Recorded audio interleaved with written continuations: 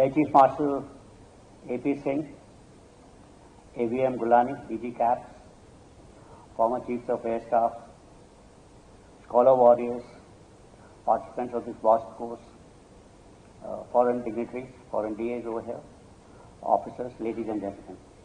It gives me great pleasure to be here. This is the, I think, second or third vast course I'm attending. This is the fourth one, but I've been here now for at least 2 occasions. And I must actually compliment Air Chief Marshal Chaudhary for having conceptualized this particular course.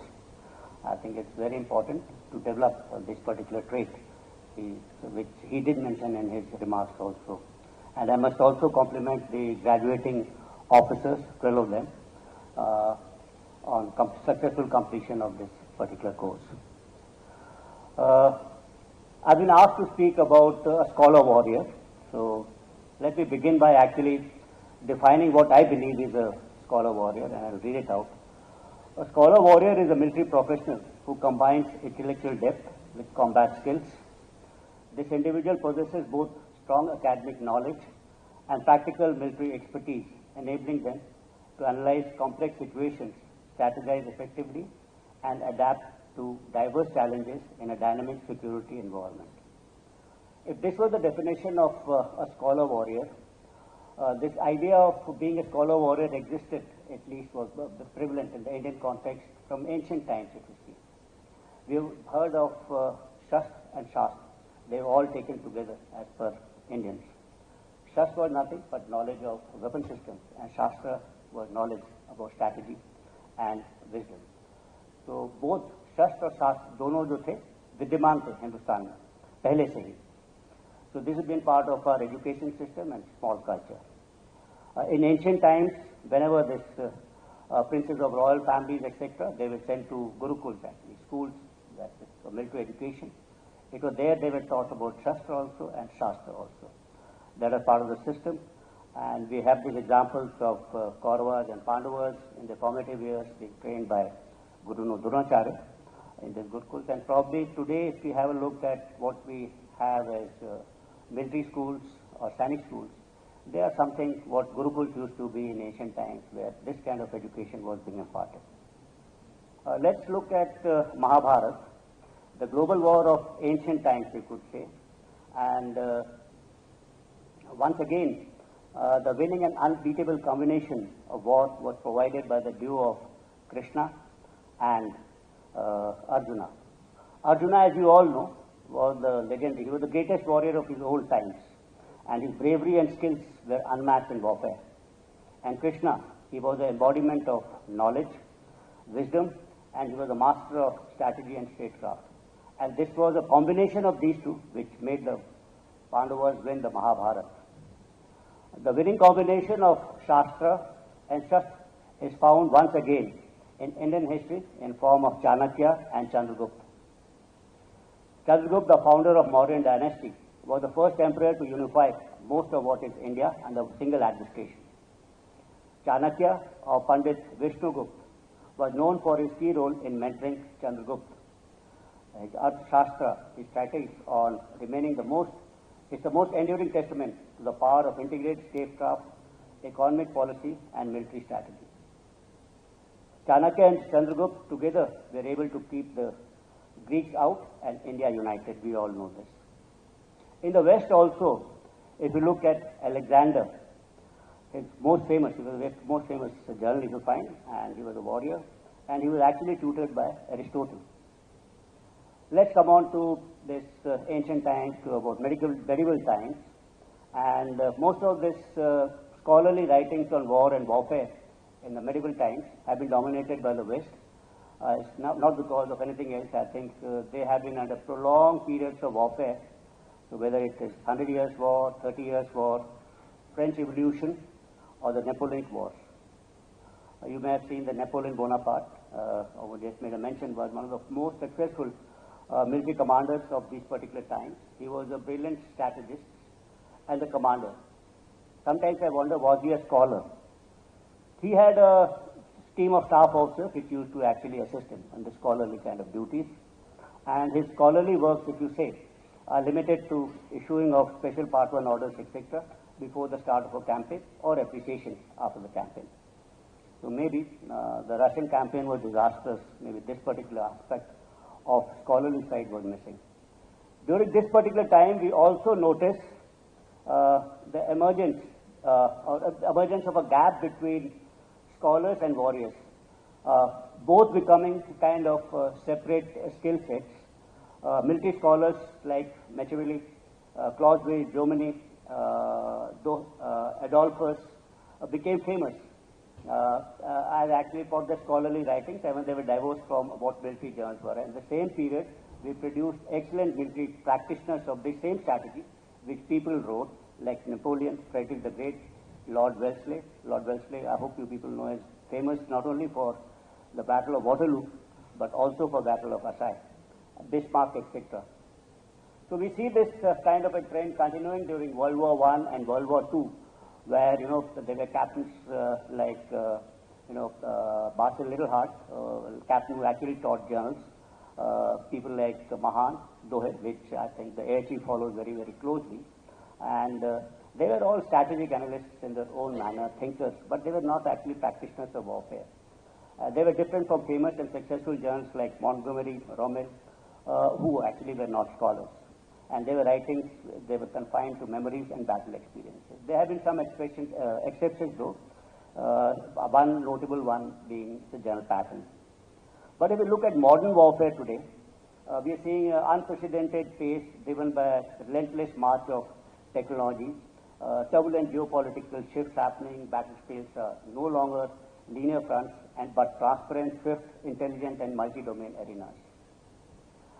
We now stand at the cusp of what normally I've been calling as a third revolution in military affairs, which is the term which I've called is convergence kind of warfare, which is converging, kinetic with non-kinetic, first and second generation with the third generation of warfare. It's converging, tactical, operational, and strategic kind of domains.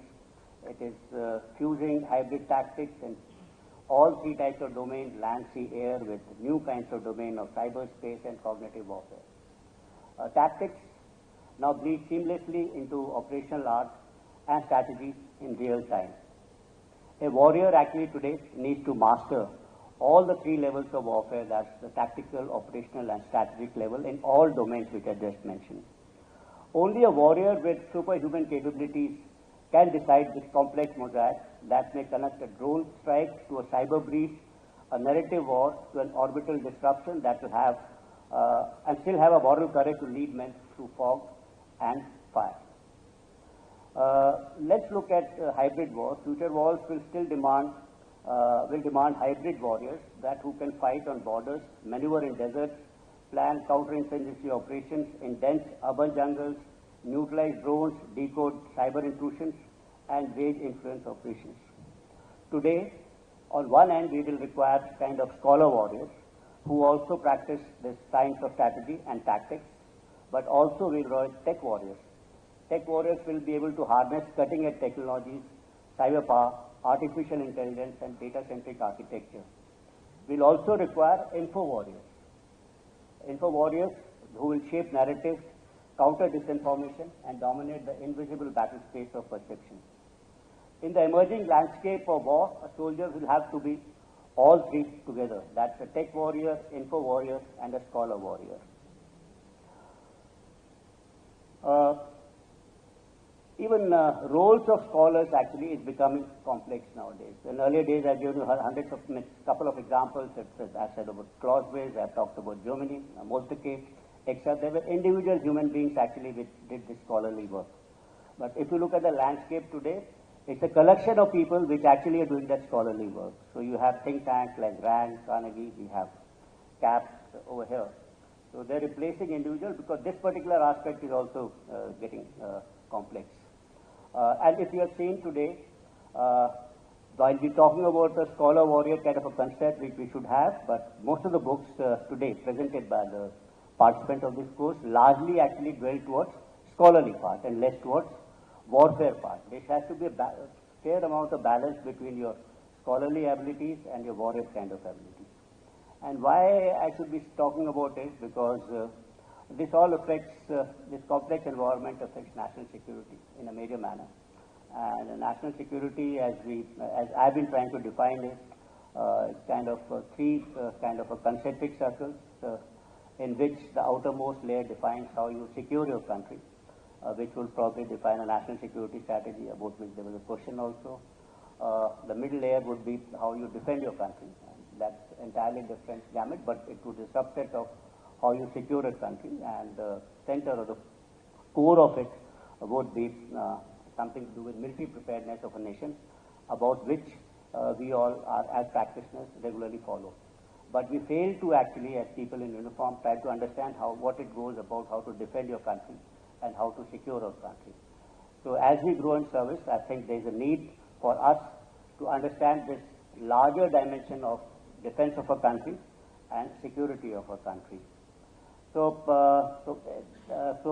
That's again coming back to the same point, that an officer today needs to be much more well-read so that he can contribute to this particular aspect of securing a nation. As was said earlier, that there are no runners-up in war, and this will be giving examples of Operation Sindoor, which still continues. Our preparedness level has to be very high. It's 24/7, 365 days. We are living in that kind of an environment, and it's only scholar warriors that can ensure this readiness by thinking differently, connecting the dots across this complete kind of an spectrum. I've actually given you a number of examples. Initially, when we said that, we thought that the scholar warrior should be a single gentleman actually. It should, both the scholarly qualities and the warrior qualities should lie in one domain. But right from ancient times, we have found that both are complex. And that's why there was Arjun and there was Krishna. And there was two people actually. And throughout history, we've seen two people. So how are you saying that this particular thing should reside in one particular gentleman over here? My particular view is that one genius or one successful general will never make you win a war actually. So you don't require one Manekshaw or one Napoleon to make you win a war. You require actually hundreds of them. So that genius should reside in all of us and not in one gentleman. I think that's the call of the day, that we should take, that this ability to be a scholar warrior, the ability to be a tech warrior, ability to be an info warrior, in some measure or the other, should reside in all ranks of the armed forces. That is going to make us successful. So there is no escape from learning, both about Shastra and Shastra. I think that goes without saying, and that's one of the big takeaways from this particular course. And there's much quotes actually given by Chief Marshal Chaudhary. I can only end by saying two quotes, one from English, that the more you learn, or more you know, the more you realize that how little actually you know. And something like that I think Chaudhary was saying when he said, okay, the further you get towards knowledge, the knowledge goes further away from you. And there's of course a Sanskrit quote in Rig Veda which says that Ano Bhadra Kartavayantu Vishvata. That means let the knowledge come from all sources. That I think is important for soldiers of the future. Thank you, ladies and gentlemen. Thank you for a patient hearing, and congratulations to a very well conducted course. Thank you.